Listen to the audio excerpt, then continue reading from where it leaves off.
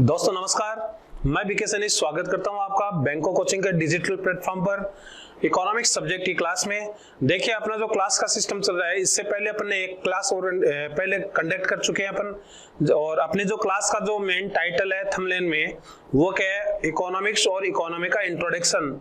और इकोनॉमिक्स और अर्थव्यवस्था का जो इंट्रोडक्शन है, अर्थशास्त्र और अर्थव्यवस्था का जो इंट्रोडक्शन है दोस्तों, उसके रिगार्डिंग अपन एमसीक्यू पर यहाँ पे क्या कर रहे हैं, डिस्कशन कर रहे हैं। अपनी एक क्लास पहले कंडक्ट हो चुकी है, आज इकोनॉमिक्स और इकोनॉमी के इंट्रोडक्शन की दूसरी क्लास है। और इस दूसरी क्लास में जो अपन फर्स्ट क्वेश्चन है वो सबसे पहले देखते हैं। क्वेश्चन में क्या बोला गया है, देखो यहाँ पर इकोनॉमिक्स के इंट्रोडक्शन से संबंधित क्वेश्चन है ये, और इसमें बोला गया है वो among the following is the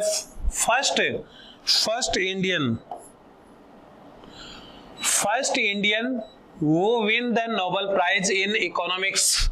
यानी कि ये बोला जा रहा है यहाँ पर कि निम्न में से अर्थशास्त्र के क्षेत्र में नोबेल पुरस्कार प्राप्त करने वाले पहले भारतीय कौन है। यानी कि अर्थशास्त्र के क्षेत्र में नोबेल पुरस्कार प्राप्त करने वाले पहले भारतीय व्यक्तित्व का नाम बताना है यहाँ पे अर्थशास्त्री का। पहला ऑप्शन है अमर्त्य सेन। पहला ऑप्शन क्या है, अमर्त्य सेन। दूसरा ऑप्शन है अभिजीत बनर्जी। तीसरा ऑप्शन है दादा भाई नौरोजी। और चौथा ऑप्शन कौन सा है यहाँ पे, सर विश्वेश्वरैया। तो देखिए यहाँ पे आपको जो इकोनॉमिक्स के क्षेत्र में जो इंडिया में जो पहला नोबेल पुरस्कार जिस व्यक्तित्व को, जिस अर्थशास्त्री को मिला है, उसके बारे में आपको यहाँ पे प्रश्न पूछा गया है। तो देखिए अपन यहाँ पे बात करें तो अर्थशास्त्र के क्षेत्र में जो नोबेल पुरस्कार है, नोबेल पुरस्कार की अपन बात करें तो देखिए नोबेल पुरस्कार अपन बताए तो विश्व का सर्वोच्च सम्मान पुरस्कार है, विश्व का सर्वोच्च सम्मान पुरस्कार है। और ये विभिन्न क्षेत्रों में दिया जाता है। जैसे अपन बात करें भौतिकी हो गया, रसायन के क्षेत्र में हो गया, इसके अलावा साहित्य, शांति, इन क्षेत्रों में क्या है, अर्थशास्त्र, इन क्षेत्रों में क्या है, नोबेल पुरस्कार दिया जाता है। 1909 से ये दिया जा रहा है, सॉरी 1901 से, और नोबेल फाउंडेशन है, ठीक है ना, उसके द्वारा ये नोबेल पुरस्कार दिया जाता है। अर्थशास्त्र के क्षेत्र की बात करें अपन तो इकोनॉमिक्स के क्षेत्र में अपन बात करें तो अर्थशास्त्र के क्षेत्र में 1969 से ये देना प्रारंभ हुआ था। यानी कि 1969 से अर्थशास्त्र के क्षेत्र में नोबेल पुरस्कार प्रारंभ होता है। और जो अर्थशास्त्र के क्षेत्र में जो पहला नोबेल पुरस्कार है दोस्तों, पहला नोबेल पुरस्कार है वो विश्व स्तर पे अपन बात करें, विश्व स्तर पे अपन बात करें तो दोस्तों सबसे पहले मिला था रेगनर फ्रिश को। विश्व स्तर पर जो अर्थशास्त्र के क्षेत्र में नोबेल पुरस्कार मिला था इकोनॉमिक्स के सेक्टर में, इकोनॉमिक्स के क्षेत्र में जो विश्व स्तर पे पहला नोबेल पुरस्कार है वो किसको मिला है दोस्तों, रेगनर फ्रिश को मिला है। अगर भारत में बात करें तो दोस्तों भारत में जो नोबेल पुरस्कार है अर्थशास्त्र के क्षेत्र में वो सबसे पहले कब किसे मिला है, अमर्त्य सेन को मिला है। किसे मिला है, अमर्त्य सेन। तो इस क्वेश्चन का जो करेक्ट आंसर है दोस्तों कौन सा होगा, ए ऑप्शन होगा। यानी कि पहले भारतीय व्यक्तित्व या अर्थशास्त्री जिनको अर्थशास्त्र के क्षेत्र में नोबेल पुरस्कार मिला है उनका नाम क्या है, अमर्त्य सेन। 1998 में इनको नोबेल पुरस्कार मिला था, 1998 में इनको नोबेल पुरस्कार मिला था। लोक कल्याणकारी अर्थशास्त्र के क्षेत्र में लोक कल्याणकारी अर्थशास्त्र की अवधारणा इनके द्वारा प्रस्तुत की गई थी। फिर अपन बात करें यहाँ पर अभिजीत बनर्जी है ना, अभिजीत बनर्जी की बात करें तो 2019 में इनको नोबेल पुरस्कार मिला था। दूसरे भारतीय अर्थशास्त्री है, दूसरे भारतीय अर्थशास्त्री है जिनको अर्थशास्त्र के क्षेत्र में नोबेल पुरस्कार मिला है। और इनको जो नोबेल पुरस्कार मिला वो किसके संदर्भ में मिला दोस्तों, गरीबी उन्मूलन पे कार्य करने के लिए। यानी कि गरीबी उन्मूलन पे जो अच्छा कार्य करने के लिए इनको क्या मिला है दोस्तों, अभिजीत बनर्जी को नोबेल पुरस्कार मिला 2019 में। दूसरे भारतीय व्यक्ति है, पहले तो कौन थे, अमर्त्य सेन। न केवल भारतीय थे अर्थशास्त्री, ये एशिया के पहले अर्थशास्त्री थे जिनको अर्थशास्त्र के क्षेत्र में 1998 में नोबेल पुरस्कार मिला था। दादा भाई नौरोजी की अपन बात करें, देखो यहाँ पे तो दादा भाई नौरोजी सबसे पहले राष्ट्रीय आय की गणना करने वाले हैं। यानी कि राष्ट्रीय आय की गणना करने वाले पहले भारतीय। और 1868 में इन्होंने क्या की, राष्ट्रीय आय की गणना की थी। और इनके एक पुस्तक भी है, poverty and un British rule in India, इनमें इन्होंने राष्ट्रीय आय के बारे में बताया था। सर विश्वेश्वरैया, इनकी एक पुस्तक है भारत में आर्थिक नियोजन, और भारत में आर्थिक नियोजन की विचारधारा प्रस्तुत करने वाले पहले व्यक्ति कौन से दोस्तों, सर विश्वेश्वरैया है। तो इस प्रकार से अपन ने ये फर्स्ट क्वेश्चन देखा है, और फर्स्ट क्वेश्चन का जो करेक्ट आंसर दोस्तों वो कौन सा है, अमर्त्य सेन। दादा भाई नौरोजी ने धन निष्कासन का सिद्धांत भी दिया था, यानी कि इनके द्वारा धन निष्कासन का सिद्धांत भी प्रस्तुत किया गया है, धन निष्कासन। तो आपको ये पूछते साहब धन निष्कासन का सिद्धांत किसने दिया, तो धन निष्कासन का सिद्धांत किसने दिया, दादा भाई नौरोजी ने। राष्ट्रीय आय की सबसे पहले भारत में गणना किसने की है, दादा भाई नौरोजी ने। इसके अलावा सर विश्वेश्वरैया है ना, इन्होंने आर्थिक नियोजन की विचारधारा सबसे पहले रूस से प्रेरित होकर दी है। फिर अमर्त्य सेन पहले भारतीय अर्थशास्त्री है, अभिजीत बनर्जी दूसरे भारतीय अर्थशास्त्री है जिनको अर्थशास्त्र के क्षेत्र में नोबेल पुरस्कार मिला है। यही ऑप्शन दोस्तों इसका करेक्ट आंसर होगा फर्स्ट क्वेश्चन का। उम्मीद कर रहा हूं कि ये चीज आपके समझ में आ गई होगी, क्वेश्चन समझ में आ गया होगा, और ज्यादा से ज्यादा क्लास को आप शेयर भी करिए ताकि अदर स्टूडेंट्स भी क्लास का क्या ले सके, बेनिफिट उठा सके। बढ़ते हैं नेक्स्ट क्वेश्चन पे, क्वेश्चन नंबर सेकंड। दोस्तों क्वेश्चन नंबर सेकंड भी इकोनॉमिक्स के इंट्रोडक्शन वाले पार्ट से है।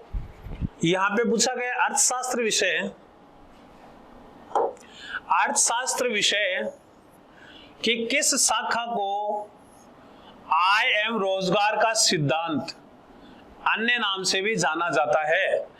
Which branch of economics is also known as income and unemployment theory, income and unemployment theory, यानी कि आय और रोजगार का सिद्धांत किसे कहा जाते हैं।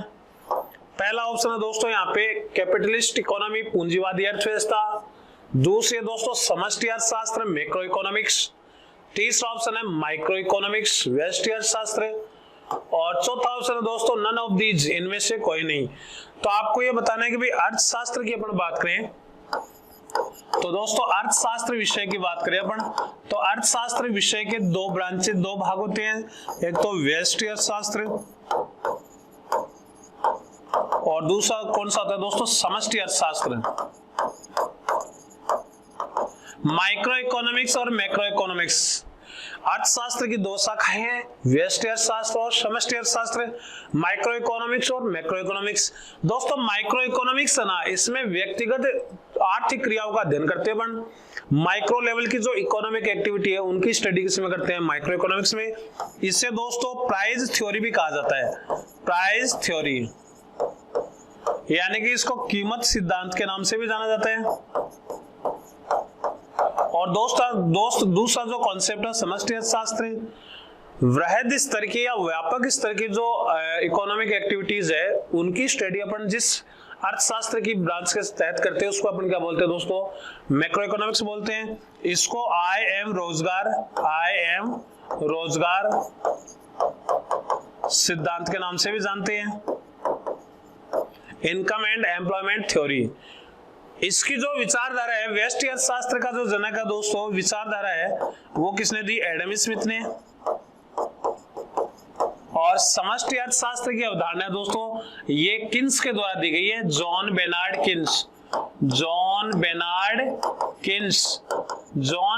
किन्स को किसका जनक माना जाता है, प्रतिपादक माना जाता है, समष्टि अर्थशास्त्र का जनक माना जाता है। तो दोस्तों यहाँ पे अपन ने अर्थशास्त्र की इन दोनों शाखाओं के बीच में कंपैरिजन से संबंधित बात की है और अपने सामने ये बात निकल के आएगी इस क्वेश्चन का करेक्ट आंसर क्या होगा दोस्तों। मैक्रो इकोनॉमिक्स को अपन आय और रोजगार के सिद्धांत अन्य नाम से भी जानते हैं। मैक्रो इकोनॉमिक्स में अपन व्यापक स्तर की जैसे राष्ट्रीय आय, भाई व्यापक स्तर की जो अपन ये बोलते हैं व्यापक स्तर की जो इकोनॉमिक एक्टिविटी है उनकी स्टडी करते हैं, जैसे राष्ट्रीय आय हो गया, जैसे मौद्रिक नीति हो गया, जैसे राजकोषीय नीति हो गई, यानी कि नेशनल इनकम हो गई, मॉनेटरी पॉलिसी हो गई, एनआई की स्टडी, यहाँ पे MP monetary policy, FC physical policy. इसके अलावा अपन बात करें इकोनॉमिक प्लानिंग, नियोजन हो गया। इसके अलावा अपन बात करें बजटिंग, ये सारी चीजों की स्टडी अपन किससे कर सकते हैं, ये मैक्रो इकोनॉमिक्स के विषय बिंदु है इस स्टडी के। तो यहाँ पे दोस्तों इस क्वेश्चन का जो करेक्ट आंसर है वो मैक्रो इकोनॉमिक्स होगा, समष्टि अर्थशास्त्र होगा। बढ़ते हैं नेक्स्ट क्वेश्चन पे। उम्मीद कर रहा हूं क्वेश्चन समझ में आ गया होगा आपके। आप बढ़ते हैं नेक्स्ट क्वेश्चन पे, क्वेश्चन नंबर 3। देखिए क्वेश्चन नंबर 3 में क्या बोला गया है, निम्न में से भारतीय अर्थव्यवस्था की विशेषता कौन सी है? Which of the following is the characteristics of Indian economy? भारतीय अर्थव्यवस्था की विशेषता कौन सी है? तो दोस्तों यहाँ पे पहला ऑप्शन आ रहा है प्रायोरिटी ऑफ एग्रीकल्चर, कृषि की प्रधानता, लो लेवल ऑफ पीसीआई, प्रति व्यक्ति आय का निम्न स्तर, हाई लेवल ऑफ अनएम्प्लॉयमेंट, व्यापक स्तर की बेरोजगारी, चौथा है दोस्तों ऑल ऑफ अबव। तो यहाँ पे अपन बात करें दोस्तों, जो भारतीय अर्थव्यवस्था है वो कृषि प्रधान अर्थव्यवस्था है दोस्तों। लगभग ये बोला गया है कि 60-70% है। ग्रामीण क्षेत्र में क्या है, जैसे अपन ये बोले 60-70% है लोगों की आजीविका का माध्यम क्या है दोस्तों, आज एग्रीकल्चर है। यानी कि कृषि क्षेत्र है ना, कृषि क्षेत्र में सर्वाधिक रोजगार के अवसर है, सर्वाधिक रोजगार के अवसर है, ठीक है ना। तो कृषि की प्रधानता है अपने भारत में। और जैसे अपन बात करें यहाँ पर कृषि क्षेत्र में रोजगार का अवसर क्या है, ज्यादा मिलता है लोगों को। प्रति व्यक्ति आय जो विकसित देश होते हैं जैसे जापान, कनाडा, यूके, यूएसए, इनकी कंपैरिजन में भारत की जो पर कैपिटल इनकम है पीसीआई, पर कैपिटल इनकम वो लो है थोड़ी, ठीक है ना। और यहाँ पे अपन बात करें हाई लेवल ऑफ अनएम्प्लॉयमेंट, व्यापक स्तर की बेरोजगारी का लेवल क्या है यहाँ पर हाई है भारत में। तो भारतीय अर्थव्यवस्था की दोस्तों यहाँ पे विशेषता क्या होगी, ये सभी, यानी कि ये सभी भारतीय अर्थव्यवस्था की विशेषताओं को इंडिकेट करने वाले पॉइंट्स है। बढ़ते हैं नेक्स्ट क्वेश्चन पे। क्वेश्चन नंबर 4 में क्या बोला गया है दोस्तों, यहाँ पे अच्छा क्वेश्चन है, एग्जाम में पूछा हुआ क्वेश्चन है। What is the real value of the goods and service? What is the real value of goods and services that can be produced by the factor of production in an economy? यानी कि यहाँ पे बोला गया है कि उत्पादन के जो साधन होते हैं या कारक होते हैं, इनके द्वारा उत्पादित की जा सकने वाली वस्तुओं एवं सेवाओं का वास्तविक मूल्य क्या कहलाता है? फर्स्ट ऑप्शन है यहाँ पे दोस्तों पोटेंशियल जीडीपी। फर्स्ट ऑप्शन क्या है, पोटेंशियल जीडीपी यानी कि संभाव्य जीडीपी। दूसरा है पोटेंशियल जीएनपी, संभाव्य जीएनपी। पीसीआई पर कैपिटल इनकम, पीसीआई मींस पर कैपिटल इनकम, इट मींस प्रति व्यक्ति आय, प्रति व्यक्ति आय, प्रति व्यक्ति आय होगा। फिर चौथा ऑप्शन है यहाँ पर NNP, net national product, national product, शुद्ध राष्ट्रीय आय, शुद्ध राष्ट्रीय आय। तो दोस्तों यहाँ पे अपन बात करें, ये बोला गया है कि भाई अर्थव्यवस्था होती है, हर देश की क्या होती है, अर्थव्यवस्था होती है। और इस अर्थव्यवस्था में क्या होता है दोस्तों, इकोनॉमिक एक्टिविटी का संचालन होता है, आर्थिक क्रियाओं का संचालन एवं प्रबंधन, संचालन एवं प्रबंधन होता है। और ये जो आर्थिक क्रियाएं होती है दोस्तों, ये कौन कौन सी होती है, उत्पादन, वितरण, विनिमय, उपभोग और एक कंज्यूम्स, वो राजस्व होता है, राजस्व, पब्लिक फाइनेंस। तो ये उत्पादन के साधन माने गए हैं। सॉरी ये आर्थिक क्रिया है। अब इसमें पहली क्रिया कौन सी आ रही है, उत्पादन। उत्पादन के कुछ साधन होते हैं, भूमि, पूंजी, श्रम, संगठन एंड साहस, इनको दोस्तों उत्पादन के साधन माना गया है। अब यहाँ पे अपन बात करें तो जो ये उत्पादन के साधन है या जो ये कारक है ये वाले, ठीक है, इनके द्वारा जो वस्तु एवं सेवाओं का वास्तविक उत्पादन किया जा सकना संभव है। देखो यहाँ पे एक शब्द है सकने वाली, यानी कि आगे फ्यूचर में पॉसिबिलिटी है। तो इसको अपन क्या बोलते हैं दोस्तों, पोटेंशियल जीडीपी बोलते हैं, यानी कि संभाव्य जीडीपी इसको बोलते हैं अपन।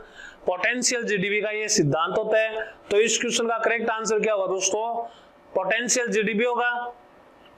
अगर होता है तब तो जीडीपी हो जाएगा। भाई एक देश है, भाई जैसे ये कोई देश है, अब इस देश में क्या होता है दोस्तों, अर्थव्यवस्था का संचालन होता है, और अर्थव्यवस्था से क्या होता है, वस्तुओं एवं सेवाओं का उत्पादन होता है। वस्तुओं एवं सेवाओं का उत्पादन होता है, और इन वस्तुओं एवं सेवाओं के उत्पादन से या अर्थव्यवस्था के संचालन से एक देश को फाइनेंशियल ईयर वित्तीय वर्ष में जो मौद्रिक मूल्य प्राप्त होता है वो जीएनपी कहलाता है, ये सॉरी जीडीपी कहलाता है, gross domestic product, gross domestic product,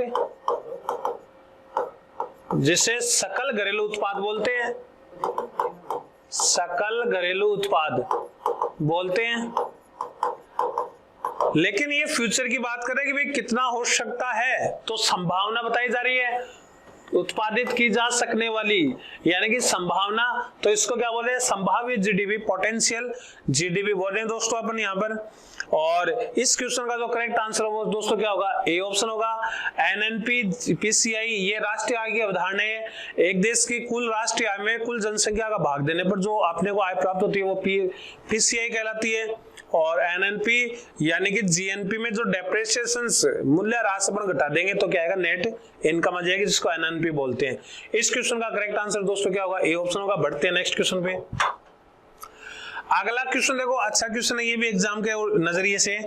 ये बोला गया है क्रय शक्ति समता, यानी कि इसको क्या बोलते हैं अपन, purchasing power parity, purchasing power parity, क्रय शक्ति समता के आधार पर भारत की अर्थव्यवस्था है वो विश्व में कौन सा, सॉरी, क्रय शक्ति समता का सिद्धांत निम्न में से किसके द्वारा दिया गया है। पहला ऑप्शन है यहाँ पे एडम स्मिथ, पहला ऑप्शन क्या दोस्तों यहाँ पर एडम स्मिथ, दूसरा प्रोफेसर गुस्ताव फेशल, बेनार्ड या पिगू।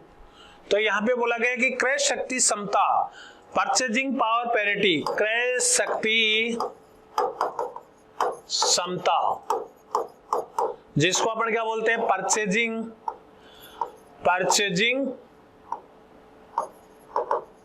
Power parity.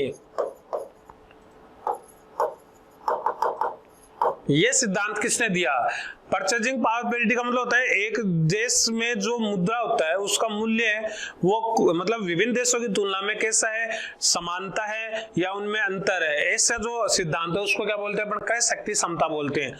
मतलब ये मुद्रा की क्रय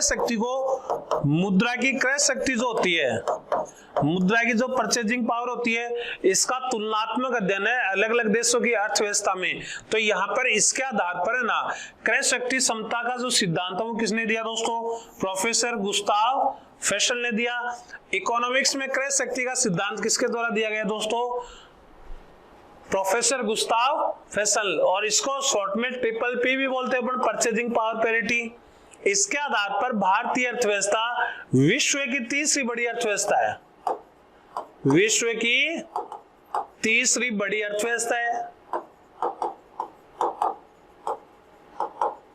परचेजिंग पावर पैरिटी के आधार पे इंडियन इकोनॉमी का रैंक वर्ल्ड लेवल पे कौन सा है, थर्ड है। पहला किसका आता है दोस्तों, चाइना का, दूसरा किसका आता है, यूएसए का आता है, और तीसरा किसका आता है दोस्तों, तीसरा अपने इंडिया का आता है, ठीक है ना। और जीडीपी के आधार पे, विकास स्तर के आधार पे भारतीय अर्थव्यवस्था विश्व की पांचवी बड़ी अर्थव्यवस्था है। तो एक बार ऐसा क्वेश्चन आपके एसएससी वगैरह में भी पूछा गया था कि परचेजिंग पावर पैरिटी के आधार पर भारतीय अर्थव्यवस्था का विश्व में कौन सा स्थान है। यूपीएससी में भी इस टाइप का क्वेश्चन आया हुआ है, तो कौन सा होगा दोस्तों यहाँ पर, तीसरा स्थान है परचेजिंग पावर पैरिटी। और परचेजिंग पावर पैरिटी का मीनिंग क्या हो गया, एक देश की मुद्रा की क्रय शक्ति अन्य देशों की अर्थव्यवस्था में समान है या इनमें अंतर है, ऐसा सिद्धांत क्या कहलाता है, क्रय शक्ति समता कहलाता है। प्रोफेसर गुस्ताव फेशल ने इस सिद्धांत का प्रतिपादन किया था, ट्रिपल पी का कॉन्सेप्ट का जो प्रतिपादक है वो कौन है, प्रोफेसर गुस्ताव फेशल। तो इस क्वेश्चन का जो करेक्ट आंसर वो क्या होगा, बी होगा दोस्तों। बढ़ते हैं नेक्स्ट क्वेश्चन पे। अगला क्वेश्चन ये बोला गया कि भारतीय अर्थव्यवस्था में इकोनॉमिक प्लानिंग, यानी कि किसका, इकोनॉमिक प्लानिंग, भारतीय अर्थव्यवस्था में इकोनॉमिक प्लानिंग आर्थिक नियोजन को कहां से अपनाया गया है। यानी कि जो एक शब्द आता है यहाँ पे इकोनॉमिक प्लानिंग, कौन सा दोस्तों, आर्थिक नियोजन। आर्थिक नियोजन का जो सिद्धांत है जिसको अपन क्या बोलते हैं, अपन इकोनॉमिक प्लानिंग बोलते हैं, इकोनॉमिक प्लानिंग।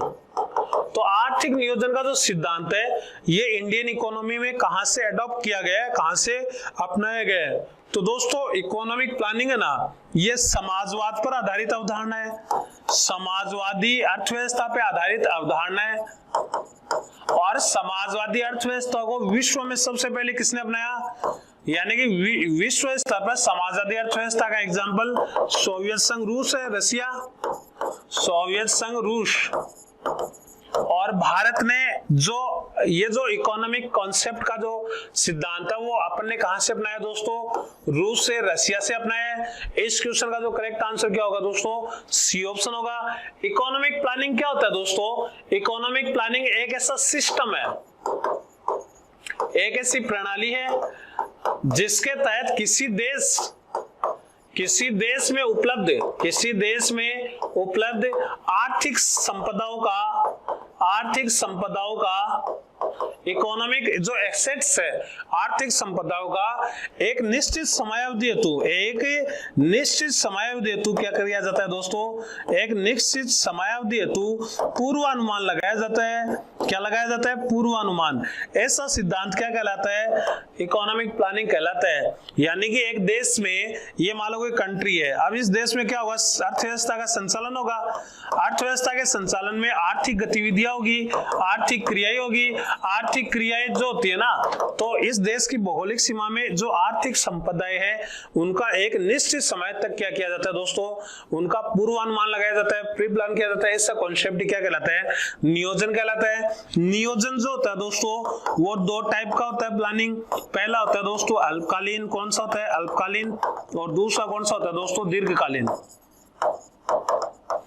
अल्पकालीन में अपन बजट को भी शामिल कर सकते हैं, राजकोषीय नीति का भाग है। और दीर्घकालीन में जो 5 ईयर प्लान्स चलते थे, पंचवर्षीय योजनाएं, तो यहाँ पर इकोनॉमिक प्लानिंग का कॉन्सेप्ट अपन ने रूस से अपनाया है।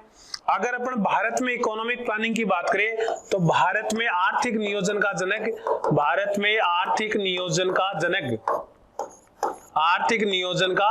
जनक किसे कहा जाता है? तो दोस्तों भारत में आर्थिक नियोजन का जनक पंडित जवाहरलाल नेहरू को कहा जाता है। किसे कहा जाता है? पंडित जवाहरलाल नेहरू को। क्योंकि 1938 में कांग्रेस के हरिपुरा अधिवेशन में राष्ट्रीय नियोजन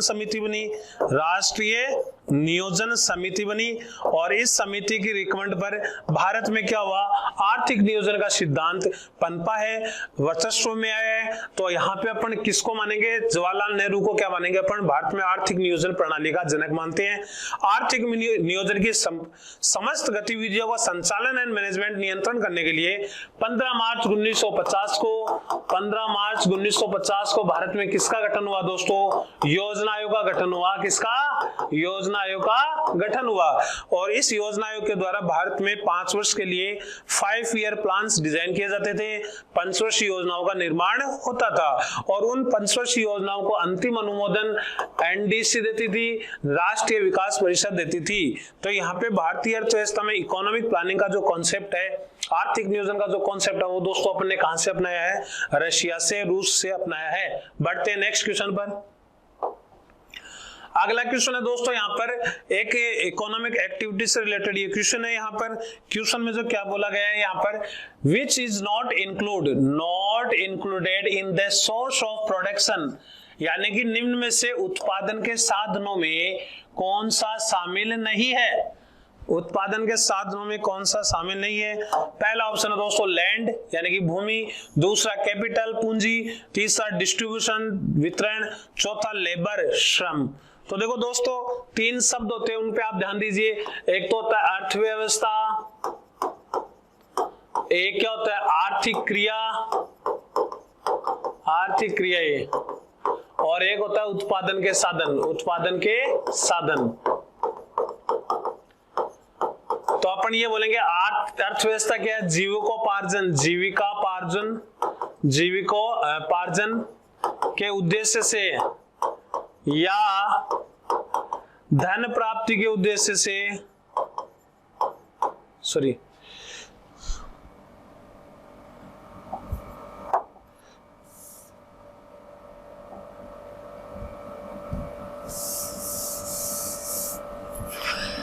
देखिए अर्थव्यवस्था क्या है? आर्थिक क्रियाओं के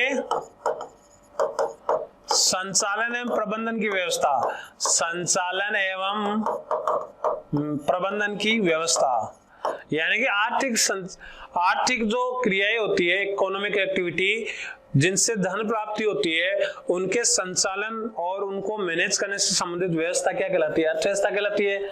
आर्थिक क्रिया कौन सी होती है? धन प्राप्ति के उद्देश्य से, जैसे उत्पादन हो गया, जैसे वितरण हो गया, जैसे विनिमय हो गया, जैसे उपभोग हो गया, जैसे पब्लिक फाइनेंस, लोक वित्त, राजस्व है, इनको आर्थिक क्रिया माना गया है। अब इनका संचालन एवं प्रबंधन तो किसके तहत हो रहा है दोस्तों? अर्थव्यवस्था के तहत। और ये आर्थिक क्रियाओं के उदाहरण है। पहली क्रिया कौन सी? उत्पादन के क्या पूछे जा रहे हैं? साधन। तो दोस्तों भूमि, पूंजी, श्रम, संगठन, साहस, ये दोस्तों उत्पादन के साधन होते हैं। यहाँ पर ये जो वितरण है ना, ये उत्पादन का साधन नहीं होते हैं दोस्तों। वितरण एक आर्थिक क्रिया होती है, एक आर्थिक क्रिया होती है। और इस आर्थिक क्रिया के तहत क्या होता है? जो भी प्रोडक्शन होता है उसको मार्केट तक वितरित किया जाता है, डिस्ट्रीब्यूट किया जाता है। तो यहाँ पर ये इकोनॉमिक एक्टिविटी का उदाहरण है, जबकि ये सोर्स ऑफ प्रोडक्शन है। बाकी मैंने आपको पूरा यहाँ पे सिस्टम बता दिया है। बढ़ते हैं नेक्स्ट क्वेश्चन पे। इस क्वेश्चन का आंसर सी होगा। अगला क्वेश्चन देखिए यहाँ पे, क्वेश्चन नंबर 8 दोस्तों। क्वेश्चन नंबर 8 है वो किसके रिगार्डिंग है? नियोजन के रिगार्डिंग है। यहाँ पे बोला गया which one of the following is the period of planning holiday in the field of planning in Indian economy. यानी कि ये बोला गया है यहाँ पर कि भारतीय अर्थव्यवस्था में नियोजन के क्षेत्र में योजनावकाश की अवधि क्या रही है? ठीक है, फर्स्ट ऑप्शन है यहाँ पे देखो दोस्तों 1969, 61 to 66, 1978 to 80, none of these. तो दोस्तों यहाँ पे अपन बात करें, इस क्वेश्चन का जो करेक्ट आंसर है वो क्या होगा दोस्तों? 66 to 69। यानी कि देखो फर्स्ट पंचवर्षीय योजना है ना, वो कब से कब आई थी? 1951 से 56। सेकंड कब आई थी? 1956 से 61। थर्ड कब आई थी? 1961 to 66। फिर फोर्थ कब आई थी? 1969 to 74। ऐसे ये पंचवर्षीय योजनाओं का सिस्टम है। पंचवर्षीय योजनाओं का सिस्टम है। तो यहाँ पर 1961 to 63 ये तो क्या रही? तीसरी योजना। फिर यहाँ पे 1969, 66 to 69 तक कोई भी योजना नहीं बनी,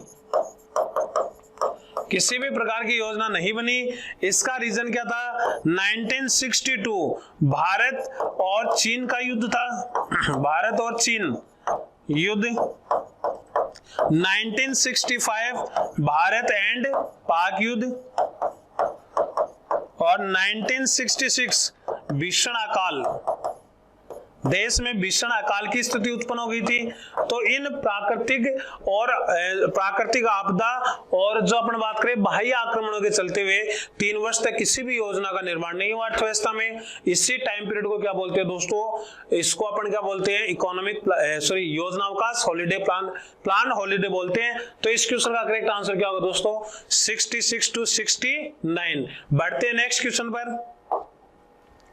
किसी देश के आर्थिक विकास में सहायक चीज क्या है? यानी कि a factor in the economic development of a country.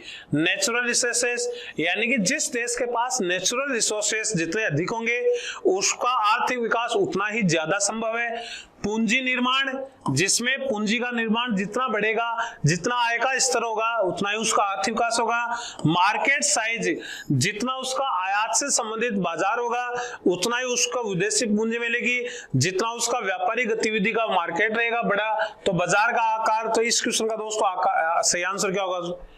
यानी कि एक देश की अर्थव्यवस्था है ना, उसका जो आर्थिक विकास है वो इन चीजों पे क्या करता है, डिपेंड करता है कि उसकी इंटरनेशनल जो रिलेशनशिप है, यानी कि बाजार का आकार कितना बढ़े, कितना वो आयात करता है, कितने देशों से आयात करता है, पूंजी निर्माण, बाजार का आकार है वो पूंजी निर्माण करेगा, फिर प्राकृतिक संसाधन है जिससे वो उत्पादन करेगा और निर्यात करेगा देशों को वस्तुओं का, तो पूंजी निर्माण होगा, बाजार का आकार बढ़ेगा।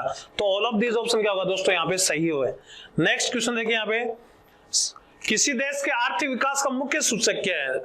किसी देश के आर्थिक विकास का मुख्य सूचक, तो देखो किसी देश के आर्थिक विकास का मुख्य सूचक होता है जीडीपी, यानी कि एक देश की जीडीपी में होने वाली वृद्धि है ना, वो तो उसके आर्थिक विकास की बढ़ोतरी को रिप्रेजेंट करती है और कमी किसको, आर्थिक विकास की कमी को बताती है ना। एक देश की राष्ट्रीय आय को अपन सकल घरेलू उत्पाद को क्या बोल रहे हैं, एक देश की भौगोलिक सीमा के अंदर जो वस्तुओं का उत्पादन होता है वो उससे जो मौद्रिक आय प्राप्त होती है वो क्या होती है, जीडीपी। लेकिन ये भी किस पे डिपेंड करती है, राष्ट्रीय आय किस पे डिपेंड करती है दोस्तों, राष्ट्रीय आय जो होती है ना वो देश की आय होती है, किसकी, देश की आय। और एक देश को आय किससे मिलती है, विभिन्न रिसोर्सेज से। जैसे देश की जनता वस्तुओं एवं सेवाओं का ज्यादा उपभोग करेगी तो ज्यादा टैक्स देगी और इससे ज्यादा क्या होगा, उसको देश को टैक्स के बदले क्या मिलेगा, राजस्व प्राप्त होगा। तो यहाँ पर राष्ट्र की आय कब बढ़ेगी, जब प्रति व्यक्ति आय बढ़ेगी। क्या बढ़ेगी दोस्तों, प्रति व्यक्ति आय बढ़ेगी। तो यहाँ पर ये बोला गया प्रति व्यक्ति आय, economic planning, balance of payment और नन ऑफ दीज।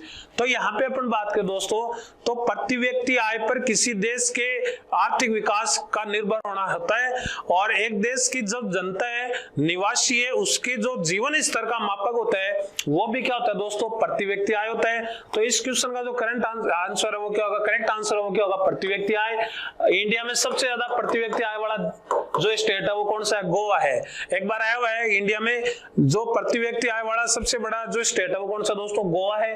प्रति व्यक्ति आय एक देश की जनता की आय होती है, मतलब कुल राष्ट्रीय उत्पाद में या जो राष्ट्रीय आय में, कुल राष्ट्रीय आय में देश की कुल जनसंख्या का भाग देने से जो अपने को प्राप्त होती है आय, वही क्या होती है दोस्तों, प्रति व्यक्ति आय होती है। इस क्वेश्चन का करेक्ट आंसर क्या होगा, ए ऑप्शन होगा। तो दोस्तों ये अपने आज के क्लास में 10 क्वेश्चन थे और इन क्वेश्चंस के बारे में अपन ने यहाँ पे जाना है। सारे ही इंपॉर्टेंट क्वेश्चन है, एग्जाम ओरिएंटेड क्वेश्चन है। उम्मीद कर रहा हूँ कि आपकी ये चीजें समझ में आई होगी। आप क्लास को ज्यादा से ज्यादा लाइक करना, शेयर करना, ताकि अदर स्टूडेंट्स भी बेनिफिट उठा सके क्लास का। Okay, thank you, have a nice day.